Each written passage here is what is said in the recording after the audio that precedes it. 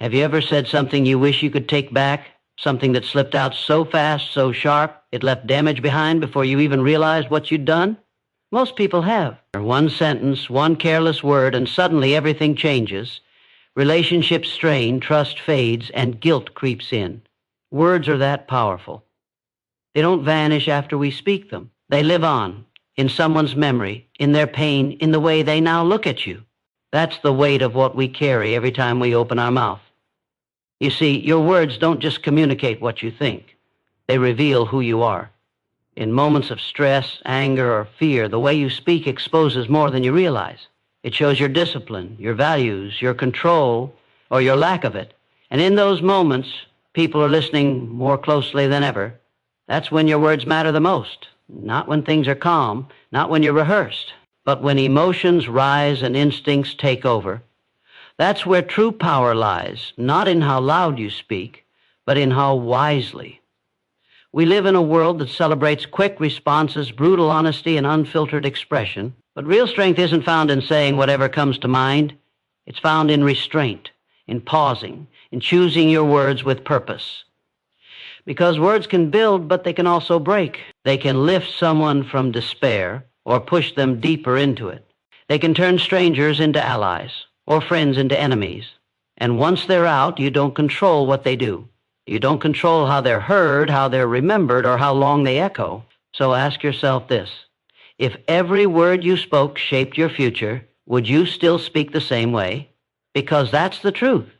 Every time you speak, you're casting a vote for the person you're becoming. Are you building a voice that commands respect, that calms storms, that carries peace, or one that fuels chaos and leaves behind scars? There's a kind of transformation that starts not with action, but with awareness. It begins the moment you realize your mouth doesn't have to be the first thing to move. That silence is often stronger than sound. That what you choose not to say is just as powerful as what you do. Control isn't silence out of fear, it's silence out of strength. And that kind of control, it changes lives, yours and the people around you. Stay with this message. Stay with this process. Because what you're learning now isn't just about speaking differently, it's about becoming different. The ability to master your words is the ability to master your emotions. And when you learn to speak with discipline, you begin to lead not just others, but yourself. That's the reward. A life where your words carry peace, purpose, and power. That's why this matters. That's why this moment right now could be the beginning of everything new. Let's build that voice together. The ability to stay silent when your emotions are loud is one of the rarest forms of power you will ever hold. Anyone can speak. Anyone can shout, argue, or react. But the person who pauses, who breathes, who waits, who holds back until the storm inside them clears, that person is truly in control, not of the world, not of others, but of themselves. And that is where real strength begins. Not in overpowering others with your voice, but in rising above the need to prove anything at all. Emotional restraint isn't weakness, it's mastery. It's standing in the middle of chaos with the ability to remain centered. The moment you stop feeling the urge to defend, to attack, to explain yourself to those who will never understand, that is the moment you begin to win. Because you're no longer living on reaction, you're living on intention. Your voice becomes strategic, not emotional. It becomes a tool for influence, not an outlet for frustration. And people feel that shift. They sense your calm, they hear your silence, and they respect it. What most never learn is that silence has weight. It carries presence. It demands attention. And in many situations, it speaks louder than noise ever could. The quiet confidence of someone who doesn't need to be heard to feel valuable is magnetic. And that level of self-possession, it's rare, but it can be trained. It starts by recognizing that not every emotion needs an audience. Not every thought deserves to become a sentence. You don't owe your reaction to everything that triggers you. You owe yourself peace. And peace comes when you stop letting your tongue run ahead of your mind. Train yourself to pause. Not because you're afraid to speak, but because you're choosing to speak with clarity. Wait. Not because you're unsure, but because you want to be sure. Speak not to unload emotion, but to offer value. This isn't suppression. This is elevation. You're not hiding your truth. You're refining it, sharpening it, making it clean, clear, and powerful.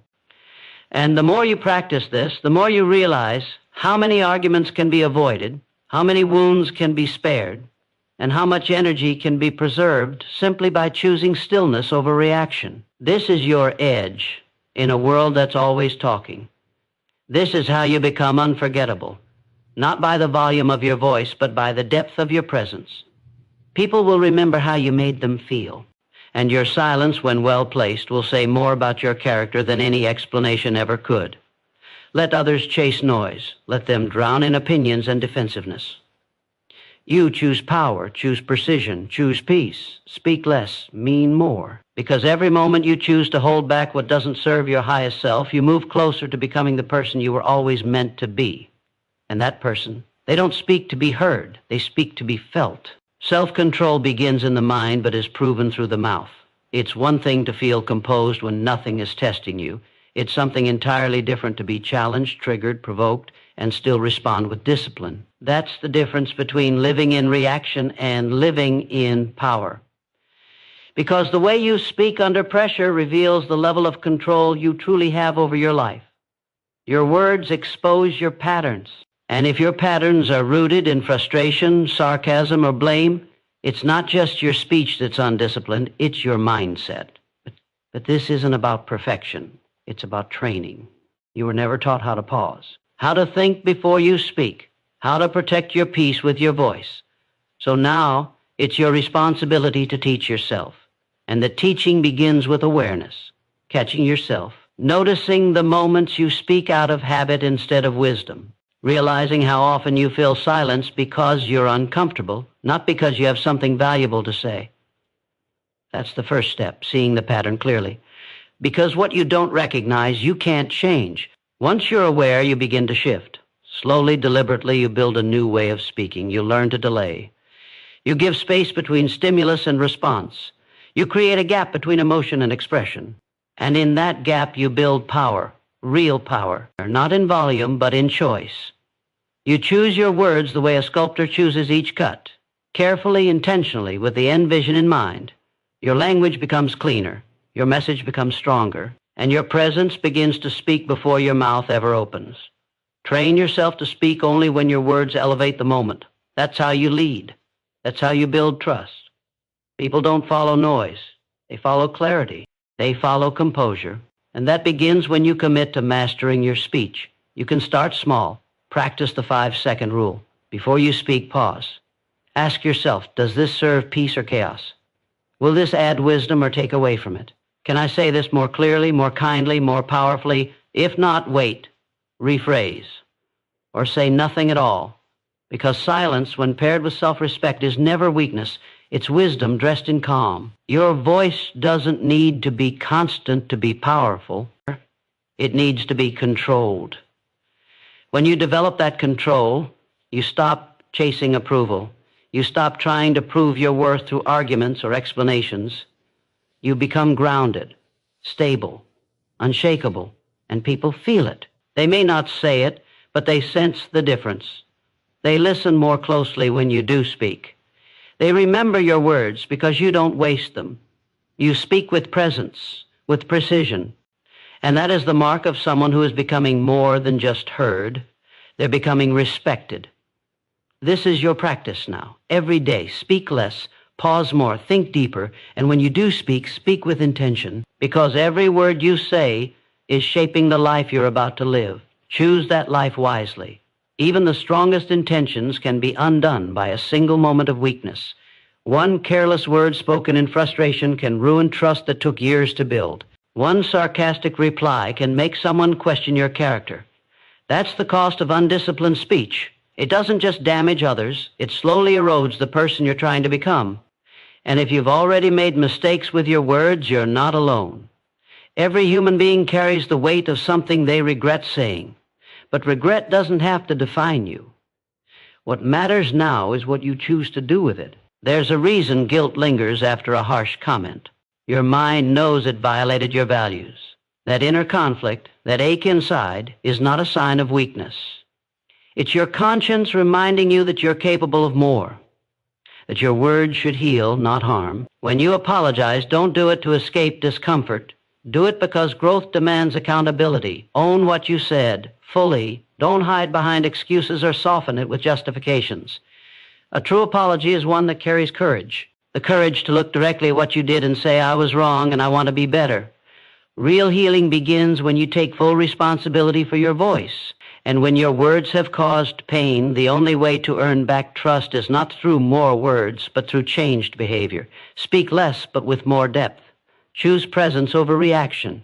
Let people see over time that your apology wasn't just noise, it was a turning point. People remember how you speak after you say you're sorry. That's when the real test begins. You are not your past outbursts.